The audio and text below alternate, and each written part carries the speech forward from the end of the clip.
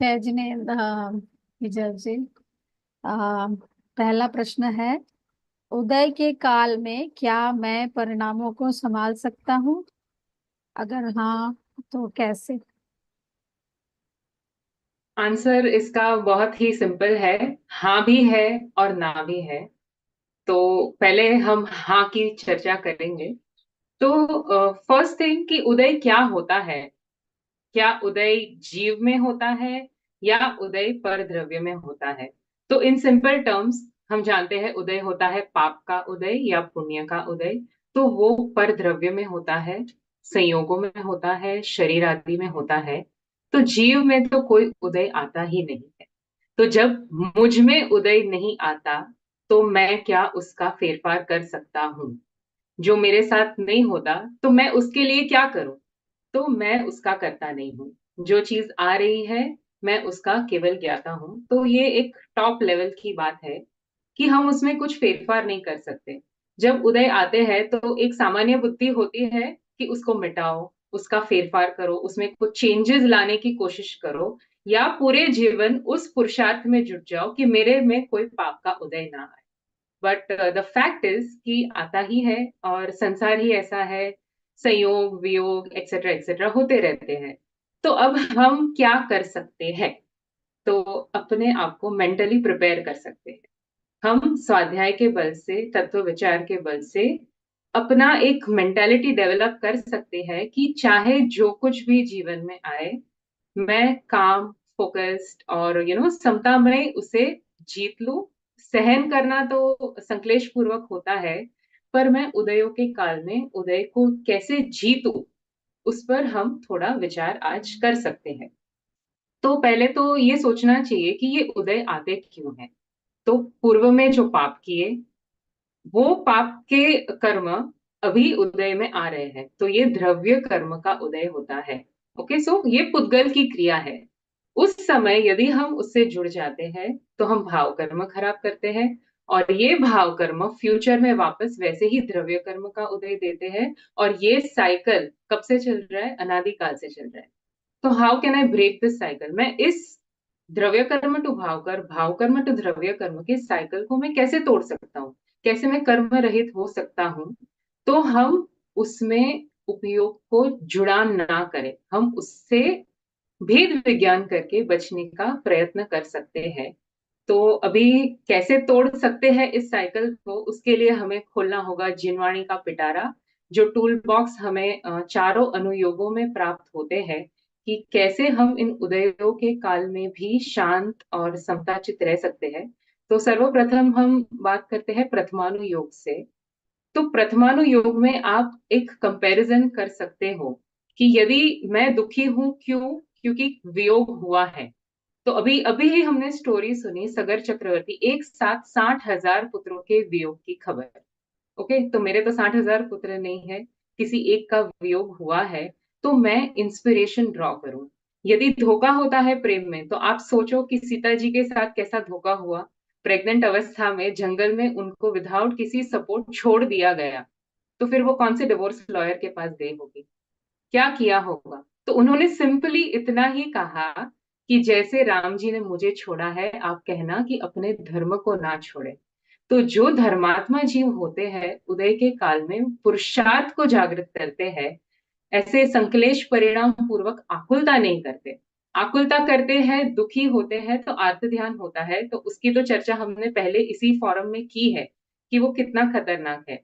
तो हम विविध अवस्थाओं में ये प्रथमान योग से प्रेरणा ले कि जैसे कि अंजना सती की स्टोरी देखे, तो उनकी गलती नहीं होने पर भी 22 साल तक पवनन जय ने उनसे बात नहीं की। मतलब यदि आप बोल रहे हो कि ये तो बहुत पुरानी स्टोरीज है, रिसेंट में आप बताओ। तो बनारसी दास जी के जीवन में 3 पत्नियां और 9 बच्चों का वियोग हुआ। तो क्या ये उदय नहीं था? गुरुदेव श्री कांजी स्वामी के जीवन में जो संप्रदाय परिवर्तन के वक्त 3-4 साल तक ना ही संप्रदाय से सपोर्ट था, और ना ही किसी और का सपोर्ट था, भोजन तक की सुविधा की मुश्किल थी। तो ऐसे समय में क्या ज्ञानी धर्मात्माओं ने क्या किया होगा? श्रीमद राजचंद्र जी ओनली 34 ईयर्स की उम्र में उन्होंने समाधि ले ली। तो ये तो सभी रिसेंट एग्जाम्पल्स है, उदय सभी के जीवन में आते हैं। परंतु उदय के समय पर ज्ञानी जीव, धर्मात्मा जीव धर्म को नहीं छोड़ते। वो अपना पुरुषार्थ जागृत करते हैं, और उदय इज एन अपॉर्चुनिटी। क्योंकि जब पुण्य का उदय होता है तो किसी को धर्म की याद नहीं आती। सब कुछ सही चल रहा है, मस्त चल रहा है, हम एंजॉय करते हैं। और जब पाप का उदय आता है तो ये अपॉर्चुनिटी है, क्योंकि अभी हमें संसार का सही स्वरूप ऐसे आईने के समान दिख रहा है कि संसार में तो सुख पहले भी नहीं था। जब हम मान रहे थे तभी वो सुख तो था ही नहीं, हम तो उसे सिर्फ मिथ्यात्व के कारण मान रहे। सुख तो केवल अपने अंदर है, भीतर है। और ये उदय हमें ये गोल्डन अपॉर्चुनिटी दे रहा है कि अभी देखो, मैं तुम्हें दिखा रहा हूँ, 12 भावनाओं का चिंतन करो, सब कुछ अनित्य है, अशरण है, बाहर में कहीं से भी सुख आने नहीं वाला है। तो इस तरह हमारा पुरुषार्थ जागृत करता है। तो ऐसे उदय को तो मैं कहूंगी हमें धन्यवाद कहना चाहिए कि हमारे जीवन में एक ग्रोथ की अपॉर्चुनिटी है, एक स्पिरिचुअल ग्रोथ का, प्रोग्रेस की ये जो अवसर आया है। तो हम उसे व्यर्थ में ही रोध होकर, संकलेश भाव पूर्वक आकुलित होकर व्यर्थ ना गुमाएं। अब आते हैं चरणानुयोग। तो चरणानुयोग में उदय के काल में क्या कर सकते हैं? तो वेरी सिंपल, अन्याय अनीति अभक्ष के रास्ते मत चले जाओ। कोई भी रोग है तो अपने धर्म की रक्षा करो। जैसे कौवे के मांस के नियम से वो खदीर सार भील, उसने अभी वो फ्यूचर में महापद्म तीर्थंकर होने वाले हैं, वो श्रेनिक राजा का जीव था जिसने सिर्फ एक सिंपल नियम का पालन किया अपने उदय के समय में भी। तो हम भी अपने धर्म की रक्षा करें। कैसी भी गरीबी हो, कुछ फाइनेंशियल डिफिकल्टीज हो, अन्याय के रास्ते, अनीति के रास्ते, चोरी वगैरह के रास्ते पे ना जाए, क्योंकि ये 5 पाप। और फिर कोई भी डिप्रेशन है तो 7 व्यसनों के रास्ते चले गए, वॉट एवर, मदिरा पान एक्सेट्रा, तो ये सब नहीं करना है। चरणानुयोग हमें सिंपल कहता है कि पाप के उदय में अभी तुम भुगत रहे हो, अभी और पाप करोगे तो इससे भी बुरा उदय आएगा। तो चरणानुयोग से हम सतर्क रहे, अपने आचरण को पवित्र रखे, देव शास्त्र गुरु का समागम रखे, तत्व विचार करे, तत्व निर्णय करे, साधर्मियों से चिंतन करे। और अन्य साधर्मी जिनके कुछ खराब समय चल रहा है, स्थितिकरण पूर्वक, वात्सल्य भाव पूर्वक उनकी मदद करे। तो चरणानुयोग से हम ये सीख ले सकते। अब थोड़ा उदय के बारे में विचार करते हैं कर्णानुयोग से। तो कर्णानुयोग से जैसे मैंने कहा कि ये उदय तो एक्सटर्नल है, कर्म में है। असाता का उदय होता है तो असाता वेद नियम में होता है, अशुभ नाम कर्म में होता है। तो ये सब अघाती कर्म में पुण्य पाप के उदय चलते रहते हैं। और क्या मैं इन उदयों से प्रभावित होता हूँ? तो जब दृष्टि स्वयं में होती है तो ये कुछ उदय नजर ही नहीं आते, क्योंकि ये एक्सटर्नल है, मेरे से भिन्न है। पर कर्णानुयोग ये कहता है कि अशुभ कर्म के उदय में आप अशुभ भाव पूर्वक यदि प्रवर्तन करोगे तो आगे भी होगा। उदय इज नॉट डिसाइडिंग कि हम कैसा रिस्पॉन्स करें। कोई भी सर्कमस्टेंस है, हमारा रिस्पॉन्स हमारे हाथ में है। ऐसा जरूरी नहीं है कि किसी ने गाली दी तो हमें क्रोध आना ही चाहिए। ओके। तो इन एक्सटर्नल इवेंट्स, जब बाहर में कुछ भी चल रहा हो, मैं शांति पूर्वक, समता पूर्वक अपना कंपोजर मेंटेन करूं, तो ये उसके लिए मैं स्वतंत्र हूँ। जीव और पुद्गल का परिणमन स्वतंत्र है, तो मैं उसमें इन्वॉल्व ना हो जाऊं। ओके। जो है पुण्य और पाप के उदय, हम तो जानते ही है कि टेम्पररी है। अभी बुरा वक्त चल रहा है, तो समता धारण करके पेशेंस से काम लेंगे तो आगे ये उदय चला जाएगा। कौन सा समय सही रहता है सबका, और कौन सा समय गलत भी रहता है, इट कीप्स ऑन चेंजिंग, है ना। सागर की लहरों के समान उतार चढ़ाव आते ही रहते हैं। और और हमें ये प्रेरणा मिलती है कि पर्याय का तो पलटना निश्चित ही है। मैं ध्रुव धाम हूँ, मैं कांस्टेंट तत्व हूँ, तो मैं इन उदयों से भिन्न हूँ। और देखते देखते हम आ गए द्रव्यान योग से। तो द्रव्यान योग में तो बहुत सारी चर्चाएं मिलती है कि जो भी सिद्धांत आप उठा लो उसमें हमें प्रेरणा मिलती है कि उदय के समय कैसे शांत चित्त रहना चाहिए। क्रमबद्ध पर्याय तो जो होना है वो निश्चित रूप से होना है, किसी और प्रकार से उसको होना था ही नहीं। जो था वो नियति थी, होनहार थी, तत्समय की योग्यता थी। तो उसको एक्सेप्ट करना ही पड़ेगा। और अगेन गोइंग बैक टू प्रथमानुयोग, तो कितनी स्टोरीज में राम जी का वनवास जाना तत्समय की योग्यता थी। क्या कह के उसको प्रिवेंट कर सकती थी। तो ये जो इवेंट्स होती है उसके निमित्त उसका सब कुछ डिसाइडेड होता है। तो मेरे जीवन में भी जो अच्छे बुरे परिणाम होते हैं, हम ऐसा कभी कभी सोचते हैं काश मैंने ये ना किया होता, काश मुझे ये मिल गया होता, काश ऐसा हुआ होता, काश मैंने वो ट्रेन ना पकड़ी होती तो एक्सीडेंट नहीं होता।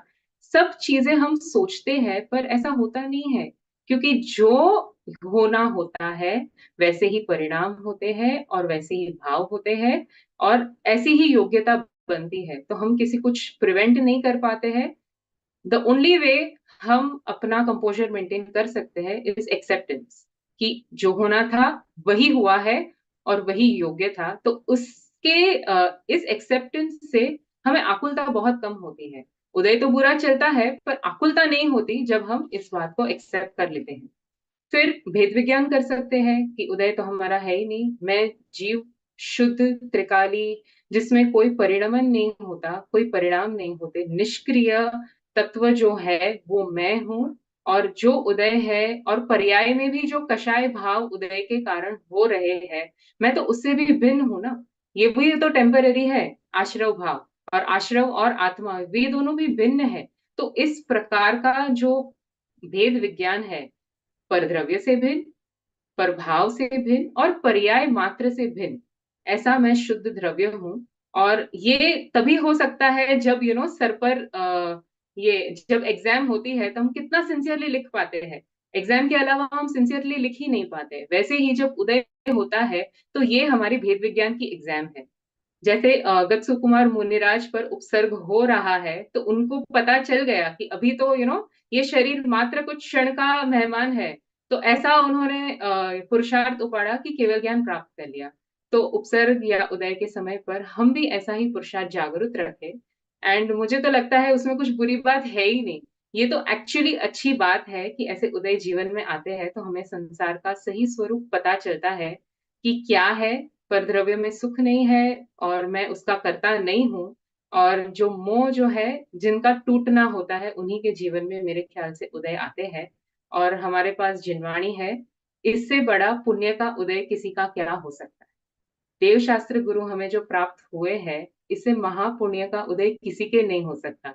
जिनके पास करोड़ों रुपए का बैंक वर्थ है, उनका इतना पुण्य का उदय नहीं है जितना हमारा है, क्योंकि हमारे पास मोक्ष मार्ग है। हमारे पास गुरुजन है जिन्होंने हमें ये उपदेश दिया है। तो मेरे हिसाब से तो यहाँ किसी के पाप का उदय है ही नहीं। जो पाप का उदय है वो भेद विज्ञान की एग्जाम है। तो इस हिसाब से हम इस उदय के पहले विथ अ लॉट ऑफ भेद ज्ञान, तत्व निर्णय एनालिसिस अपने आप को प्रिपेयर करें कि जब कभी परिस्थिति आती है तो मैं ये चारों अनुयोगों के बैलेंस के माध्यम से, भेद विज्ञान के माध्यम से अपने उदय को जीत लूं, उसमें बह ना जाऊं, इन्फ्लुएंस ना हो जाऊं। तो फिर अभी नेक्स्ट क्वेश्चन आता है, पर फिर भी इतना सब जानते हुए भी क्रोध आ जाता है, रोना आ जाता है, कषाय हो जाती है, एक्सेट्रा एक्सेट्रा, क्योंकि ये सबके जीवन में होता है। अभी हम तो छदमस्त है, हमारे तो राग द्वेष चल ही रहे हैं। तो इसमें द सेकंड क्वेश्चन, क्या मैं उदय के समय अपने परिणामों का कंट्रोल कर सकता हूं? तो नहीं कर सकते हो। जो औदैहिक भाव है हमारे, वो भी 3 समय के खचित है। यदि उदय के समय आपके भाव बिगड़ने होंगे तो वो बिगड़ने वाले हैं। But at that moment also मैं उनसे भिन्न हूँ। मैं ये कषाय भावों से भिन्न हूँ। यहाँ पर स्वच्छंदी नहीं होना है कि चलो जो भाव होते हैं होने दो, I can not do anything about them. पर ऐसा विचार करना है कि जो परिणाम है उस समय के वो होने वाले हैं। बट फिर उसका बैक एनालिसिस करके हम ये सोच सकते हैं कि इन परिणामों से भी मैं भिन्न हूँ। जो क्रोध हुआ वो क्रोध का कर्ता मैं नहीं हूँ।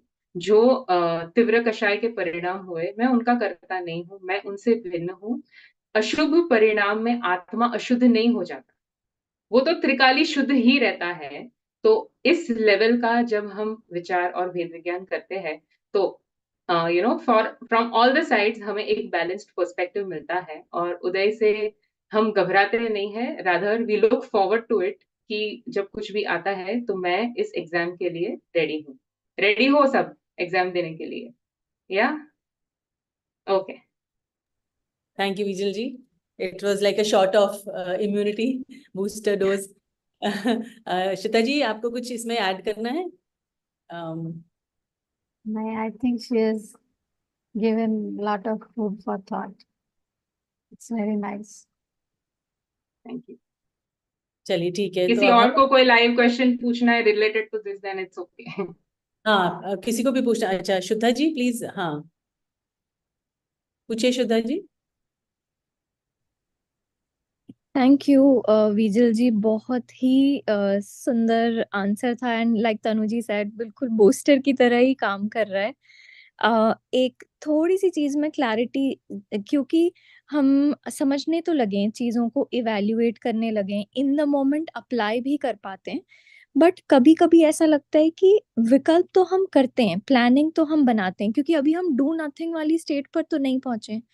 तो कैसे इवैल्यूएट करें, जैसे आपने कहा कि सही डायरेक्शन में बस चलते रहना है, उसमें बह नहीं जाना है, तो इवैल्यूएट कैसे करें, मेजर कैसे करें कि जो मैंने एफर्ट डाला वो सही था, सही डायरेक्शन में जा रहा है? एक सिंपल है कि ये जो मार्ग है उसमें वितरागता बढ़नी चाहिए, कषाय कम होनी चाहिए। तो आप ये देख लो कि पहले के कंपैरिजन में जो भी आप एनालिसिस कर रहे हो उससे राग बढ़ रहा है कि घट रहा है। यदि घट रहा है तो सही रास्ते पे जा रहे हो, और बढ़ रहा है तो then you really need to reevaluate. और उदय के समय पे जैसे मैंने कहा कि परिणाम होते हैं, अगर उसकी योग्यता होती है तो वो होने ही वाले हैं। पर उसके बाद भी यदि आप अपने आप को उससे भिन्न जान के उससे भी भेद विज्ञान करते हैं, तो नेक्स्ट टाइम ऐसे उदय में परिणाम इतने खराब नहीं होते, एंड ऐसे ऐसे कम होते जाते हैं। So this is I am telling from personal experience कि कभी क्रोध के समय पे भी आपको ये अवेयरनेस होती है कि ये ये मेरा स्वरूप नहीं है, ये मुझे नहीं करना चाहिए, और फिर इतने लेवल से वो घट घट घट घट जाता है। तो इस हिसाब से ही आप चिंतन करते रहो, और टेस्ट वेदर वितरागता हो रही है कि नहीं हो रही है, तो उसका जजमेंट तो आप स्वयं ही लगा सकते हो। ये सेल्फ अवेयरनेस की बात है कि क्या मेरे जीवन में ये परिणामन हुआ है या नहीं।